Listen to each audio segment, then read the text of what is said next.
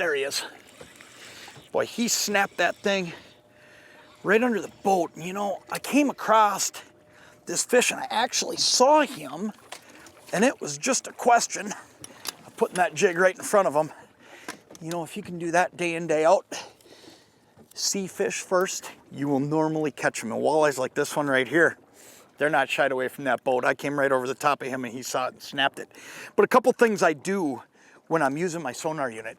Number one, I use the 2D mode most of the time. I use the other modes, the side imagings and the 360s and all those other things, the down imaging, when I really want to zoom in on something and get a good look. But I'm using that 2D mode most of the time every day, and here's why.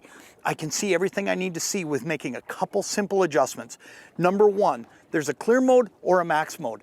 I'm gonna run that clear mode most of the day, but if I see something that really interests me that I maybe didn't get a real good feedback on, I'll click it over to max mode, and all of a sudden I'm gonna see things in a lot greater detail. That's how you're gonna pick up bait or a fish that's just outside of the cone or really tight on the bottom. Now, the other thing to keep in mind is your bottom coverage with your sonar unit, with that transducer cone, is gonna be 1/3 of your depth. So here's what you gotta remember. If I see a fish in that screen, it's a 6-foot radius in that 18 feet, I know that fish was right under the boat. Don't flip out to the side, drop over the back and you're gonna catch them. The next thing is setting my sensitivity.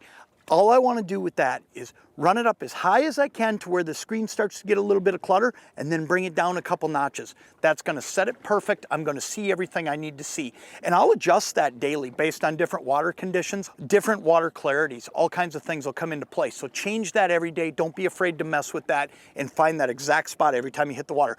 One other thing, recognizing fish. It's really easy to see fish on a 2D sonar when they're up and arcing, but the key is understanding that when you see a fish on the bottom, it's just gonna be a different return. All of a sudden you're gonna see a bump and you're gonna see a different color. And when you start recognizing that, you're gonna see that you've been seeing a lot more fish than you ever thought. That's not bottom. That's not just a bump in the bottom. If that color changes, it's a fish. Stay on that fish and keep fishing them, and odds are you're gonna catch them.